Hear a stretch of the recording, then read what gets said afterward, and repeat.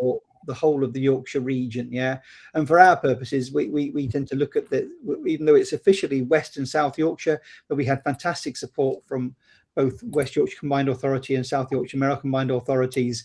We very much include Humber and the kind of edges of our region in this, because we know this is where there is a hotbed of medtech activity in industry. Yeah, so they awarded us £5.2 million over 4 years to stimulate more activity with industry in the Yorkshire region in medtech. Yeah, we take a fairly broad interpretation of what medtech is. It includes our major manufacturing industries around surgical instruments, medical devices, this kinds of things. But we would also be willing to start to look at some kind of more data and AI type projects, as long as they linked directly into that classical industry. Yeah, so we're not solely going to fund, as it were, maybe a piece of software development, but if in doubt, bring the case to us and we will evaluate it. Yeah. Now the ambition, of course, is therefore to utilize this to drive even greater regional economic growth. So we have a hotspot in global terms in medtech, and the idea is to get even more activity happening within that particular industrial cluster. Yeah, and there are 5 health-focused PBIAAs throughout the UK, shown here: Nottingham, Manchester, Ulster, and Tayside. But again, all of those are very, very different to ours. Yeah, so they are far from identical. But I know that Ruth has been talking more recently about how we might work, as it were, work as a team, I think, across the whole health space to see if we can get some activity there. Yeah, and so what do we fund essentially? Yeah, so we have funding for translational research. If you have maybe the very earliest ideas of, you've had some research in, often classically, a university laboratory, it could be in any it could be in an NHS trust setting, for example. If you've got an early idea, then we have some small funds available to help to support you with that kind of early due diligence around it. Is this something that's patentable? Have you got freedom to operate? And what might the market be for such a technology? Yeah, and then you can scale right through feasibility, right up to proof of concept, where we'll fund a rather more substantial piece of work, maybe in the order of £100,000 for the postdoc for a year, to see if this really could be translated into something, either as a spin out of as a new company from a university, or indeed working with a regional manufacturing partner or translation partner, somebody, an established business. And again, we have this award because we have a lot of established businesses in this space. Now we will also, now that's the bit I'm most familiar with, we will also fund a number of other activities too. And then we fund training. We've done really good training programs to date. And we will also fund secondments. Yeah, and to the best of my knowledge, we haven't funded as many secondments yet as perhaps we would like to. I think it's something, it's another form of knowledge exchange. You take the brain, as it were, from somebody in a university or trust setting and put them out into industry, or indeed vice versa. We want to see some movement between the different elements that make up our strong medtech base. And that is something we're very keen to promote, because we haven't seen as many of those come forward. Yeah, if I've not missed anything vital, then we can go next slide, please. Yeah, so we commissioned, so we say we, I think I'll give you the credit here, Ruth and Leeds did the actual commissioning, but it's a joint effort. We commissioned a study to really evaluate, well, how strong is our medtech cluster there? And over the years, I've been in the field for 40 years, I've seen many a study from outside of the UK reporting on the strength of medtech manufacturing in Yorkshire, but it's quite nice to have our own detailed study here up to date to show there are these hotspots of activity that are focused on Leeds and Sheffield, but with other very significant spots, as it were, around the region, in Bradford, in Humberside, up in York.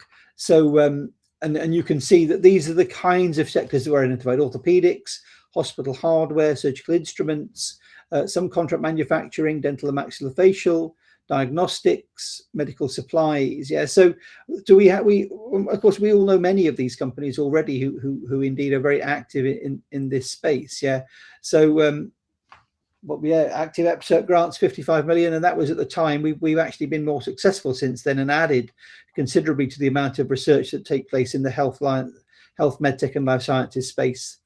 Over 200 companies present, nearly 250 companies, most of whom were in the Wicker or Simca regions, yeah, of West and South Yorkshire, that is, yeah. So that was part of the evidence by which the EPSSC were persuaded to invest £5.2 million in research in this space. So that the absolute critical thing, having talked quite a lot, is that if you come to us with a project from anywhere in the country, it's got to benefit this industrial cluster in Yorkshire. That's the absolute non-negotiable.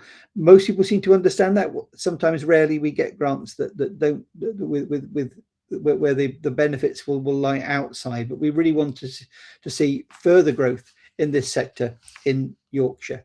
Next slide, please. And this complex slide is essentially how it works. Yeah. So on the one hand, you've got a lot of discovery science, a lot of what we call upstream capacity, this huge amount of EPSRC funding, yeah, taking place now in our laboratories, discovering new things that could be translated into products and processes for industry to grow the UK economy, yeah. So on the other hand, on the right hand side, you have the impact, yeah.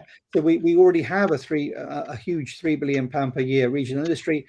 Sorry, we already have we want to grow that to £3 billion per year by 2035. We have this ambition to see our regional industry grow, yeah, and we want to see patients treated as well with the technologies that are produced by that industry. So the PBIAA is the vehicle that accelerates the development and deployment of this research into our industry partners' hands, or via spin out, we translate, yeah. So you can see there's clinical agent, there's patient benefit, the commercialization and industrial uptake is absolutely central to what we're trying to achieve here. And then we have these assets. This is only a fraction of the assets: the Leeds BRC, the Sheffield BRC, Medipex, and then of course our combined authorities, who are also working, as it were, to grow the life sciences and health technology industries throughout their specific regions. Next, please. I'm not going to talk through the whole slide, you'll be glad to know, but this also could be updated, because since this was produced back in 2023, we've added considerably to the assets in both West and South Yorkshire. Yeah, so these are just examples of the kinds of assets we already have that we are able to draw on to deliver exciting projects into the medical and health technology space. I'm not going to, there's so many there, I'm not going to pick on them, but I say we've actually added to those since this slide was prepared. Next slide, please. So I mentioned before, what kind of things do we fund? Yeah. So the idea is that we de-risk and accelerate impact from EPSRC, engineering and physical science research. Yeah. And I would say that EPSSC are always fairly generous in their interpretation of what constitutes engineering and physical sciences research. Clearly, if something is not, then we all know that's the case. But in my experience, they are the people who've always been very comfortable at understanding multidisciplinarity and how some sciences don't sit wholly within silos. And we get really good support in terms of bringing in fundamental and basic sciences and accelerating through to impact. Yeah, so that's the area I'm most familiar, but we've also been funding events and workshops. We've been doing training, and we've been piloting some new training activities recently around workplace psychology, for example, to look at how we develop young entrepreneurs. We also have funding for patient and public engagement activity, often working in close partnership with the two BRCs in Leeds and Sheffield, and then secondments as well, which I think I'm particularly keen to see us do some secondments. I've even got an idea for one for me, but I'll come back to that later. Next slide, please. And then, at what point is someone going to say more about the collaboration fund? Do you want me to say, or are you better positioned to do this? I don't know, Paul. Do you want me to take it? You take this one for me. Okay, well, I can take it from here if you like. Brilliant, thank you. I was hoping you would step in. Thank you. So yeah, just to say, so the original grant was a collaboration between universities of Leeds and Sheffield, but we're absolutely about supporting innovation wherever that comes from, as long as Paul said, it has regional economic benefit. And we're particularly keen to encourage applications that come from universities in our region. So I've listed out those ones on the slide there. And indeed, we already have awarded PBIAA funding to a number of these institutes. And within our original proposal, that was a kind of a requirement that we expanded out from Leeds and Sheffield. So it's called the Collaboration Fund, but the idea is that we encourage and help fund excellence wherever that comes from. So if you're from one of those universities, then I would absolutely encourage you to apply. If you're from a university outside the region, that's absolutely fine as well. You are able to apply, but we need to make sure that the solution that you're working on will have regional economic growth. So most likely that will be by partnering with a company that's based in the region. We can come back and take Q&As on that at the end if there's anything specific. Go to the next slide, please. Okay, so I'm going to go in now in a little bit more detail about what we will fund and this specific call. So starting off with the scope. So Paul has already mentioned that we're funding MedTech, medical technologies. The definition of this that we're using is devices, tools and machines used to save and improve people's lives. So just to be clear, I suppose the life sciences industry in the UK is split into two halves. There's the medical technologies half, and then there's the pharmaceuticals half. We are funding just the medical technologies half. We're not extending into pharmaceuticals, or indeed into what might be called wellness or fitness devices, things that could be bought off the shelf in a chemist or a supermarket that don't have a medicinal claim to them. We can certainly answer specific questions if you have them about whether your thing that you're working on fits as a medical technology into that definition. I would say if it's a medical device, so it would go down a regulatory pathway, then that absolutely is a medical technology. Things that are on the periphery of that can be a little bit harder. And so we kind of make a decision about whether it will have a medical use in the end, a medical claim associated with it. As Paul has already mentioned, we need to be within EPSRC remit, but actually it's only 50% within remit that gives us this scope to encompass multidisciplinary projects. And a number of the projects we've funded to date have elements that have brought together expertise from a range of different disciplines to tackle and develop new technologies. There is no requirement to have had previous EPSRC funding, unlike some of the original IAA schemes where that was a prerequisite. That's not required here.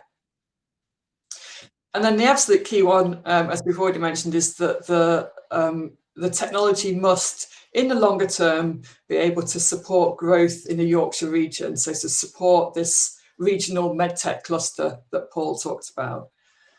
I'd perhaps just highlight there that we've had applications previously that have emphasised just the benefit to patients in the region. For example, that there are X million patients with this disease that a technology is going to treat. While that is fantastic and great, really here we're emphasising that there must be economic benefits to the region. So not just the benefits to the patients in the region, unless it's something very specific to this region that wouldn't happen elsewhere in the UK. But really, this is around the economic benefit.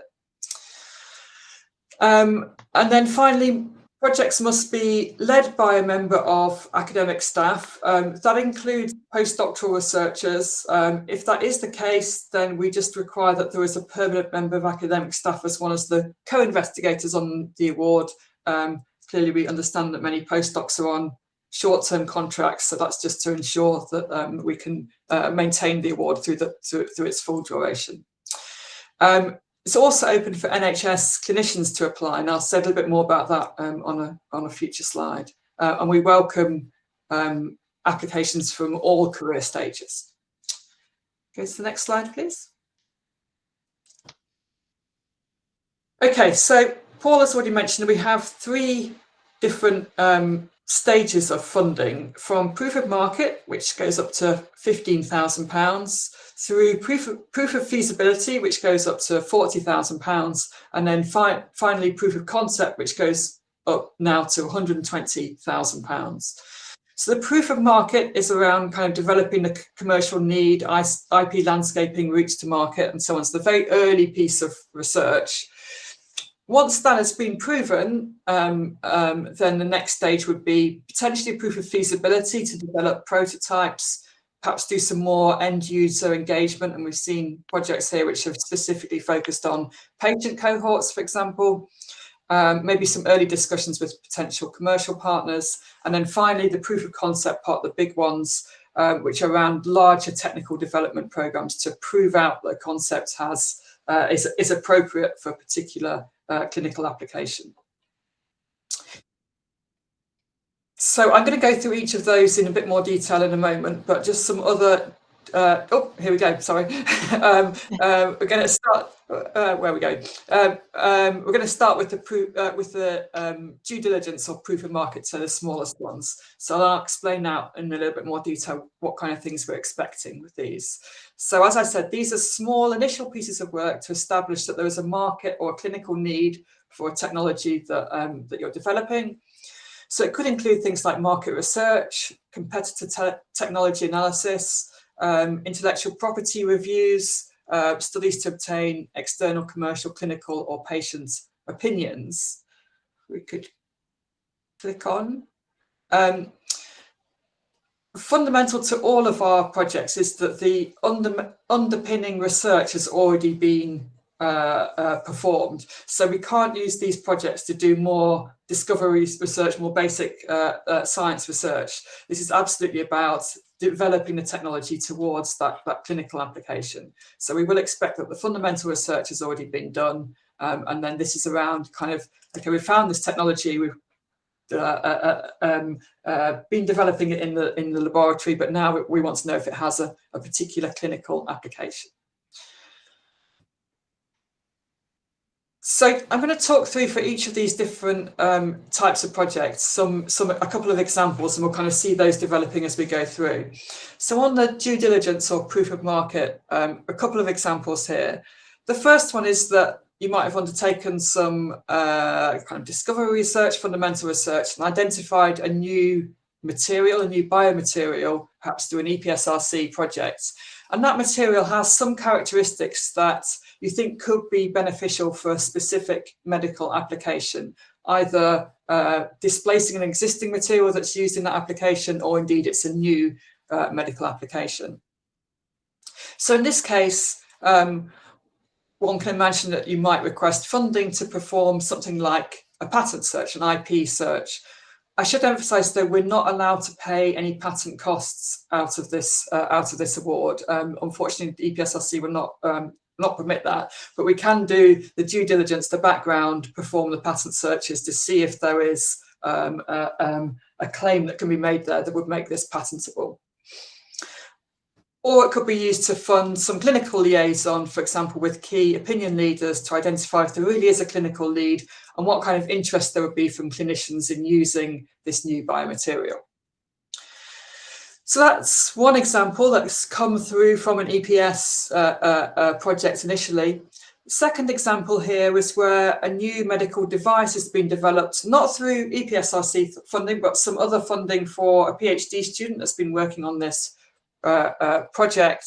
And as they've got to the end of their PhD, it's been decided that there's some potential with this new device or new technology to improve some surgical outcomes. So, for example, it could be a positioning device for a surgical implant. So in that case, the funding for a proof of market or due diligence study might be to get an external consultant in to map out what the regulatory requirements would be for this new technology. As we know, regulation is very complex in this field, and getting some external advice on how a device would be regulated initially can really help that kind of downstream development of the device. Or it could be to conduct an initial market analysis to prove out if there would be a commercially viable product at the end if it were developed further. So again, doing this kind of market analysis early on enables us to identify if it's worth progressing down this route, or indeed if the technology maybe needs changing for a different application because there isn't a kind of a market need in the originally decided area. So a couple of examples there that hopefully give you a little bit of a flavour for the proof of market funding. We go on to the next stage of funding, which is the proof of feasibility.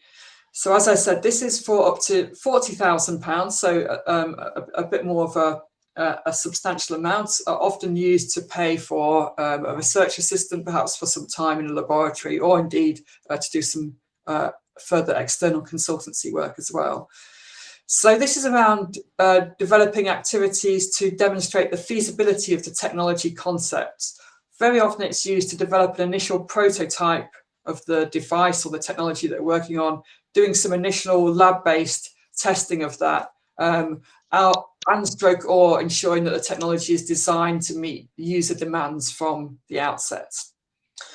A prerequisite to getting this funding is that there must have been some up-to-date market analysis conducted previously to demonstrate that there is indeed a market or clinical need for this technology. So that could have been through prior PBIAA funding for a proof of market. It could have been through other means. Sometimes universities fund that kind of initial proof of market studies themselves. We do need to see that evidence upfront for a proof of feasibility study. So if we go back to the two examples that we had previously, we'll kind of evolve those on. So if for the first example, the new biomaterial, proof of market funding had already been awarded, and they got evidence that there is indeed a market for this new biomaterial and a clinical need for it, the proof of feasibility funding could then be requested to develop a prototype, or perhaps of the device, or indeed a delivery system if it's perhaps an injectable material, for example, and to perform something like some initial biocompatibility studies to double check that once it gets to regulatory pathway, there's not going to be any issues with the biocompatibility of the biomaterial. Or it could be used to perform a wider patient engagement piece to really understand the patient needs, particularly if it's perhaps a new treatment concept that's being developed here.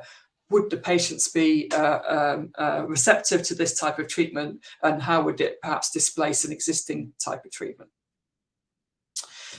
For the second example then, a new medical device developed by the PhD student. Again, once the proof of market, or if the proof of market was successful and it had been demonstrated that there was commercial potential for this medical device, then a proof of feasibility study might be used to make a demonstrator that could be taken out of the lab and showcased to clinicians. So again, if I went back to my example, which was like a surgical positioning tool, go out and work with some surgeons in clinic to say, how would this be used in practice? Does this meet your requirements, and so on?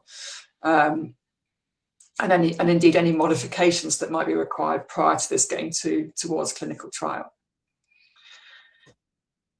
Thank you. If we go to the next one. And then our final big projects, the proof of concept projects. So larger technical development programs here to achieve commercially identified milestones. Typically, we expect these projects to be 12 or even 18 months in duration, and absolutely co-developed with end users, which might have been through previous proof of feasibility and proof of market studies, to demonstrate that there is a technical and commercial feasibility.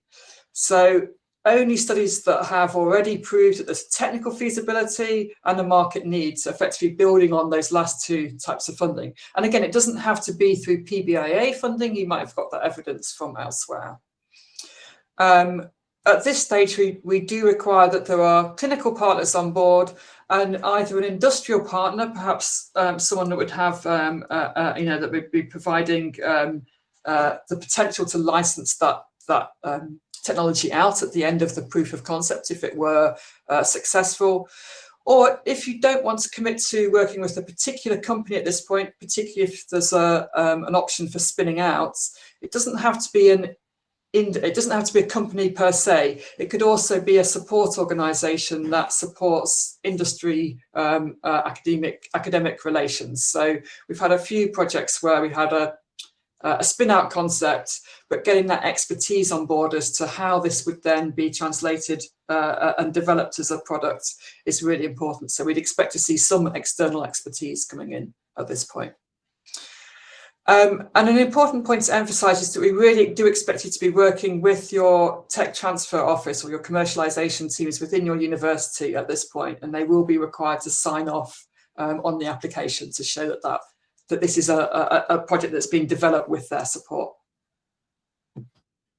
Okay, so back to our two examples. So the biomaterial, here the funding might be requested to perform a first in vivo study, so a first animal study that might be necessary to go down the regulatory approval pathway. So that might be to prove safety in a first in vivo study, or even potentially efficacy as well. So how effective this is if there is an appropriate animal model available.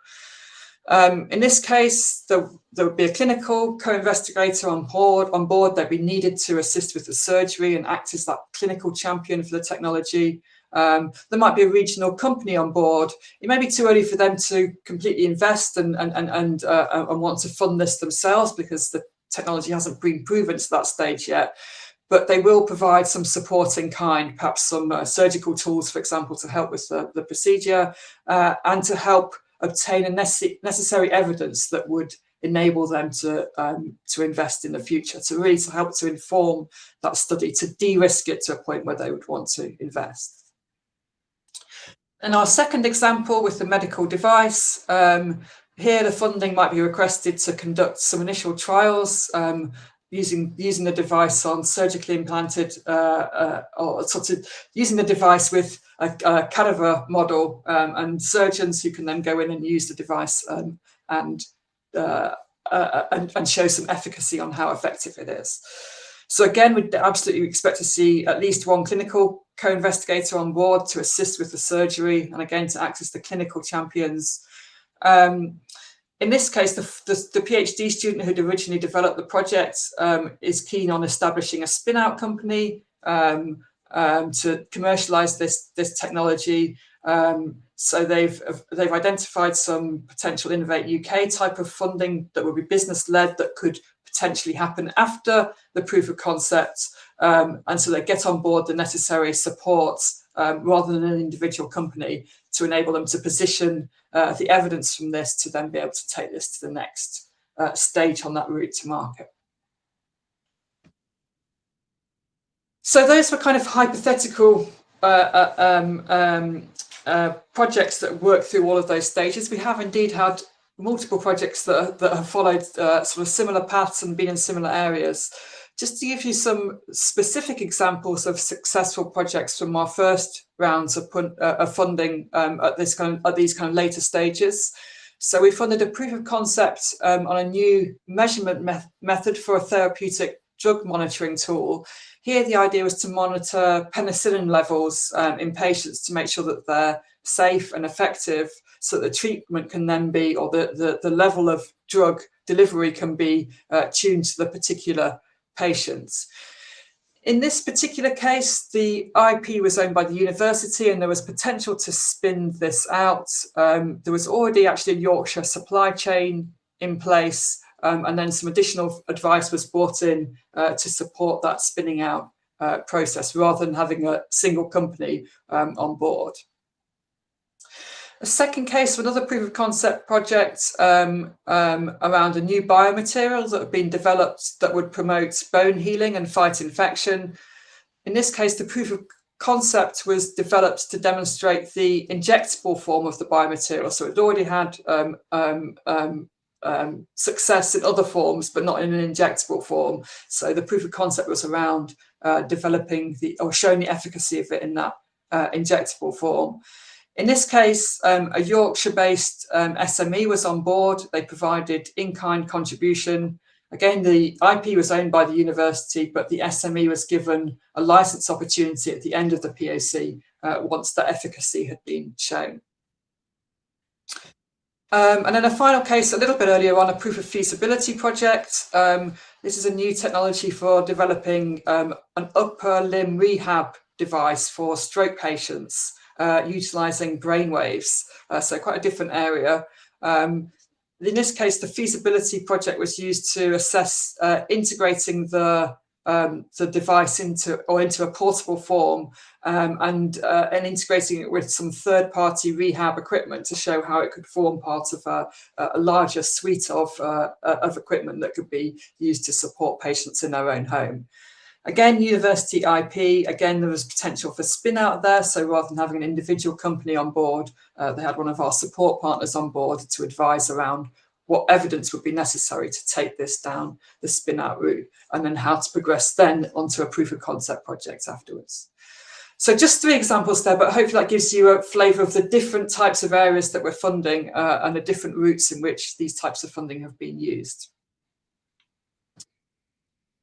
Okay, so just a few more kind of, I suppose, hints and tips, some considerations if you're thinking about applying.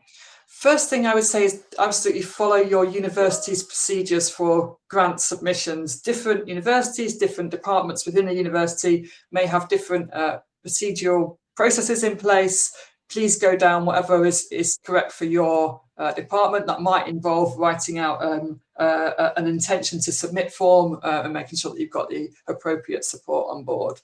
And as I said previously, the focus should absolutely be on translating your technology, not on performing additional kind of fundamental research. So that's really key across all of our funding areas. I would say consider the intellectual property from the outset.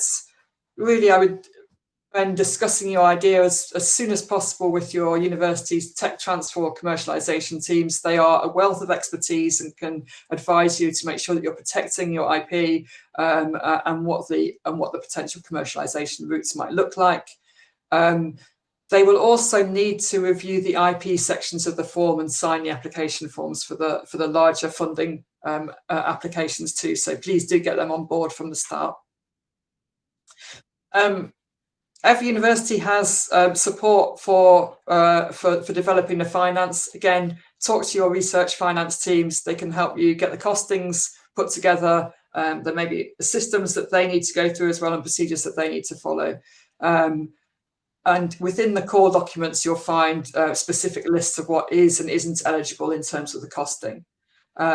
Some universities may also require you to complete things like a risk review in advance of submitting. So please be aware of your internal university procedures. And finally, discuss with your head of school or department. It's quite likely they will need to review and sign off the finances anyway, and they will need to sign off the proposal before it's submitted. Okay, so I'm just going to swap subjects for a moment and talk about the secondment. So this is an open call. As Paul says, we haven't had as many applications as we would like so far. So I'd really encourage you to consider this. It's a great opportunity really to support knowledge exchange, develop those innovation and translation skills and progress technologies arising from EPS research. So the secondments can be to or from university partner, and again, our only real requirement is that they have regional impact. So there's going to be some kind of benefit to the region at the end of that secondment. Generally, we're talking about around 3 months full-time equivalent that we can fund through the scheme, depending on the grade and the level and so on. They can be part-time though, and really we're open to suggestions. So if you've got an idea, we can be pretty flexible with this and with the funding as well. And certainly we've funded a part-time secondments that can fit around someone's other activities. And again, they're open to all career stages. So we can be very flexible in what we will fund here. Go on to the next slide. Thank you. Just a little bit more about the costs here. We've got a limit of £12,000 for this. If you do the costing and it comes out a bit more than that, do talk to us. In exceptional circumstances, we might be able to up that. £12,000 generally would fund 3 months of a kind of a finishing PhD student, for example's worth of their salary. We'll fund travel and consumable costs where they can't be covered by the host. If it's around a member of the university on an outgoing secondment, if they're on a fixed term contract, then we can pay their salary costs. So for example, if you're a postdoc on a fixed term contract and there's opportunity to extend your contract, that would depend on your current funding, then we could fund some of your time directly to work on this. Another area which is where we've had quite a bit of interest is with finishing PhD students. So we can't fund a student that's being funded currently during their PhD study, but if they're in a writing up phase and perhaps got to the end of their studentship, then this is a great opportunity, and we can fund up to 3 months of their time to go out and exchange some knowledge with another partner, perhaps based on what they've been developing through their PhD. For permanent members of academic staff, we can't pay directly staff members because it's already funded through paid for through the university, but we could potentially pay for teaching or admin buyouts. So, for example, if you had a junior member of staff who could be paid to perform some teaching or admin duties to give you time to then go and do the secondment, then that is possible. I would say if that's a route that you want to go down, it's really important to talk to your heads of departments and work out what would and wouldn't be possible before applying, and indeed talk to us, and we can help support that. If you'd like to have a secondment which is being hosted by a university, so a secondment into a university, typically we can't cover the salary costs there, but we can cover additional costs incurred by the host or by the secondee to facilitate that secondment. So, for example, travel, some additional consumables for the laboratory, and so on. Again, very happy to have a discussion if you've got an idea, and we're trying to be as flexible as we can within the limits of what we can and can't fund from the funders.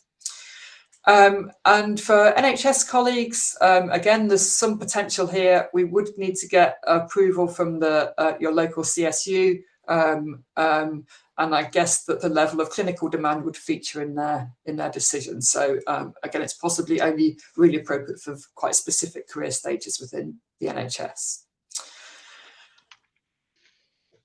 Okay, right. So that's summed up our funding, the funding that we have available at the moment. Some key dates. So the current call deadline for the proof of market, proof of feasibility, and proof of concept is the 17th of April at 5 p.m. We are going to have 2 more calls this year so that we can squeeze in projects that can finish before the end of our funding. One that will be open from June to August, and then we anticipate the second one open from September to November. So we're basically getting 3 calls in this year. Our very last round of funding is likely to be in February 2027, but with a limited time available at that point, because we need to have wrapped up the grant and spent all the money by early 2028. The secondment is a rolling call. If you are interested, then please do get in touch, and as I said, we can make these as flexible as possible, and we really would encourage you to consider that funding route. Any questions, please contact us via our dedicated email address, which is pbiaa@leeds.ac.uk. And I think hopefully if you scan the QR code, it will take you to our website, where you'll find lots more details, including all the details of the call and things like the eligible costs and so on.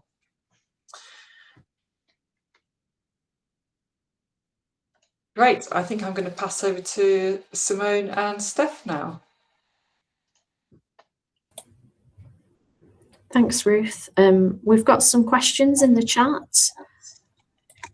So going from the top, Parody, are you still on the call? It was just to further elaborate on the geographical constraints around the call. Well, if I'm not sure whether you're there or not, but just for the purpose, for the benefit of everybody else and watching the recording later, the call is, so applicants are able to apply to this call from UK universities and people based in NHS bodies that are approved for UKRI funding. That information's all on our website. And then in terms of the geographical focus around Yorkshire, as colleagues have explained, we're looking for projects to have the potential to deliver economic growth in the region of Yorkshire. So working with a business in this area or spinning out a new company based in Yorkshire. So hopefully that's helpful and just clarifies that a little bit further.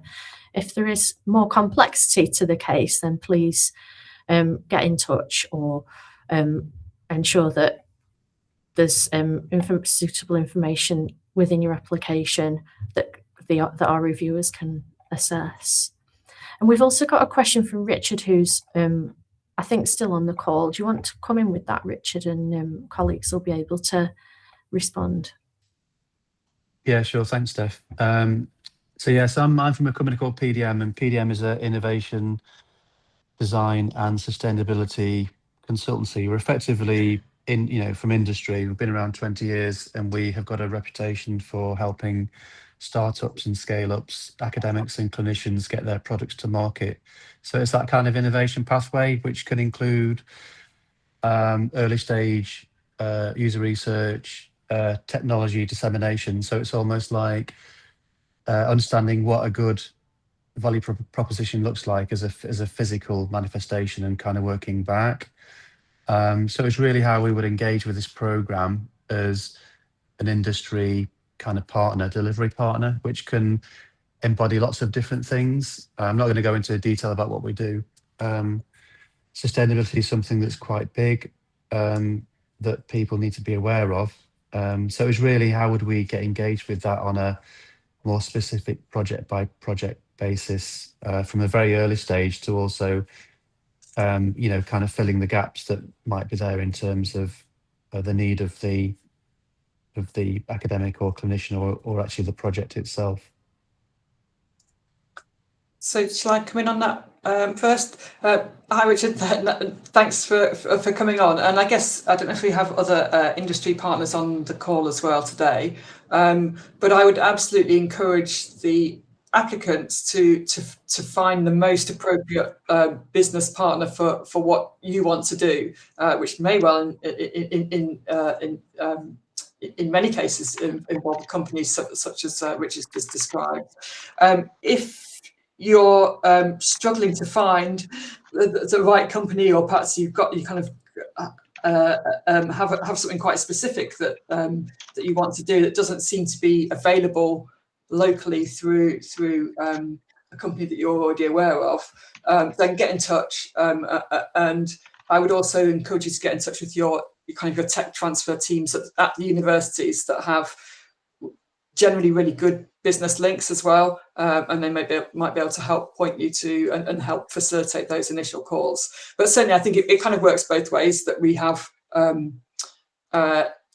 industry partners looking to partner in, and then also applicants from universities who are kind of trying to find the right partner for them. And I would say particularly for the kind of the proof of concept level, where there might be the spin out route looks like it's going to be the most likely, then engaging with partners that are not one company that works in that area, but something a bit more like Richard has described, or a number of other support organisations that we have working in the area, might be much more appropriate. And again, I'd say talk through with that with your commercialisation officers who can help with that.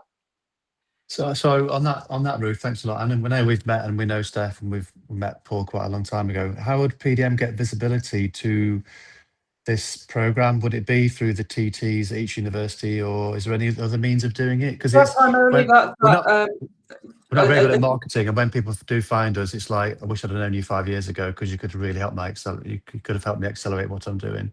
I mean, I think you've helped that just now. You put your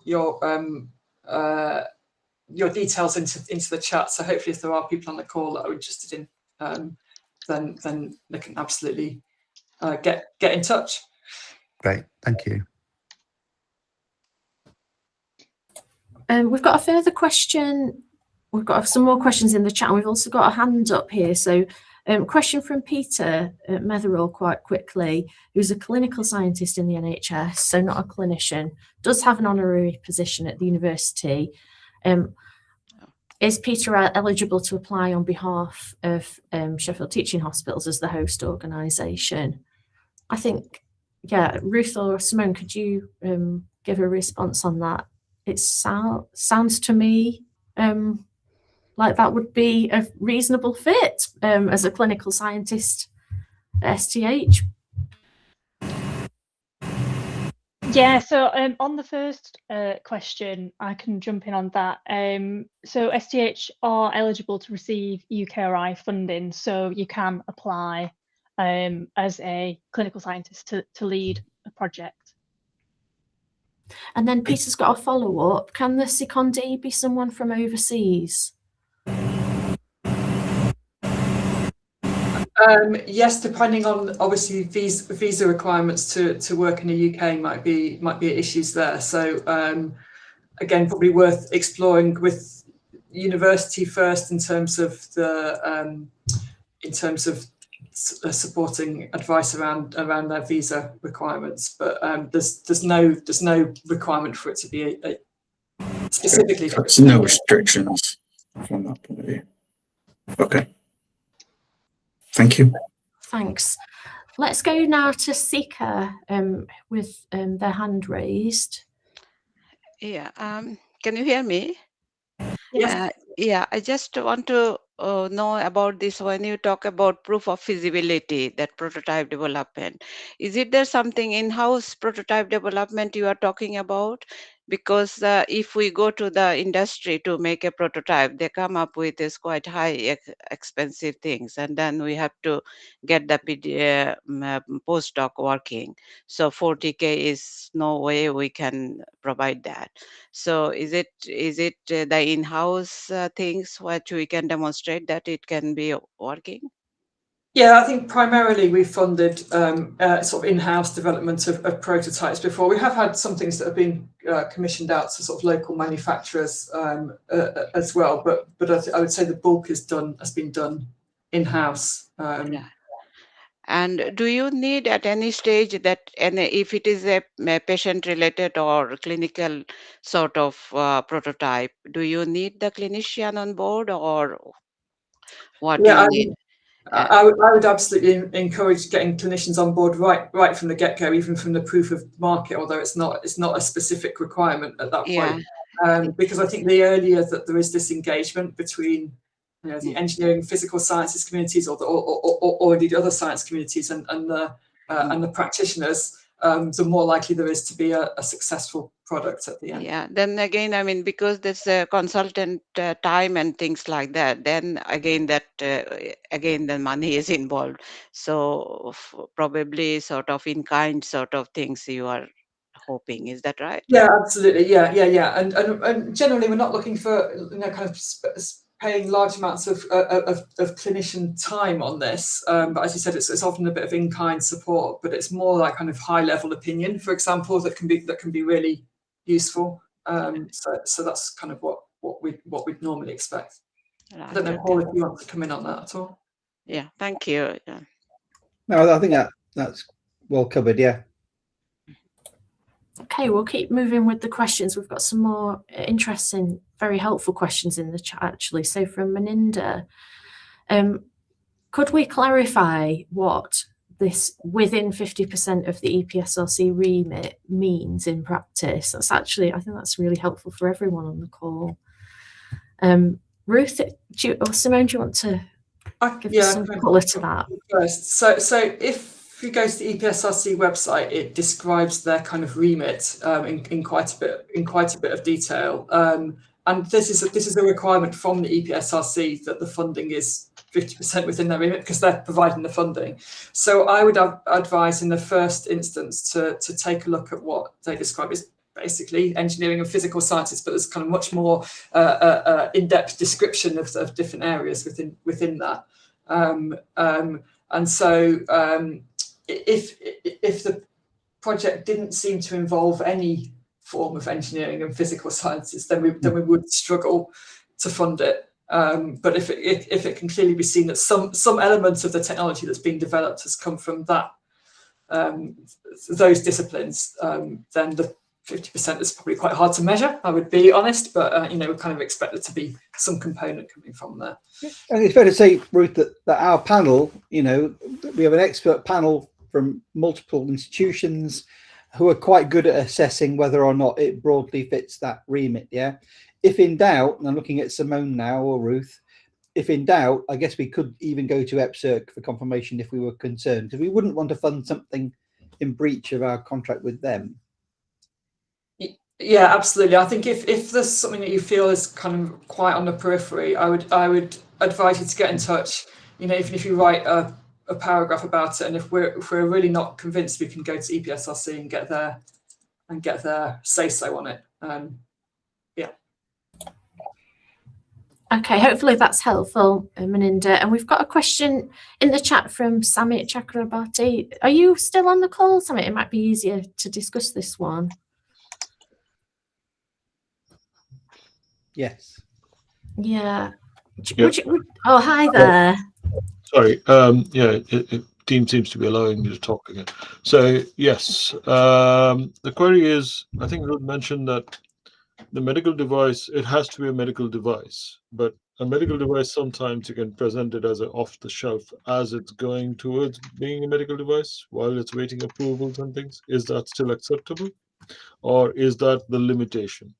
So if there is an aim longer term for it to be a medical device, but some of the shorter term routes to market might be for it to be not a medical device. In fact, we've had a couple of situations like this. Then we've deemed those to be within scope, as long as the kind of the long term goal is that it would be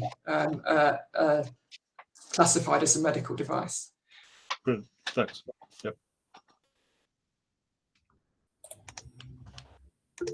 Great. Oh, Meninda? Yeah, just you use the word clinician a number of times. Does that include nurses?